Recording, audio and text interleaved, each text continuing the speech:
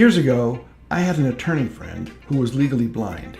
He had limited vision and could bike between his home and office.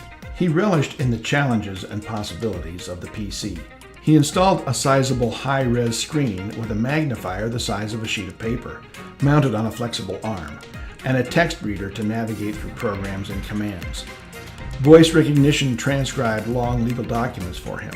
These tools enabled him to practice law. This was my introduction to someone who needed extra help to function in a computer-based world. Serving people is the lifeblood of all financial institutions, so ADA compliance fits right into your mission. Recently, banks and credit unions have been the targets of lawsuits for non-compliance to ADA standards on their websites.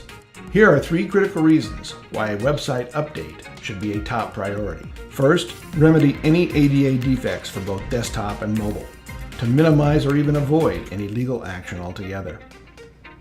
Most of the complaints seem to focus on third-party systems such as new accounts, loan apps, and online banking, so you must work with those vendors too. Second, to reach everyone in your community, your site should serve all current and future users. Finally, your website may be your most important branch since it's not limited by geography. Treat it accordingly.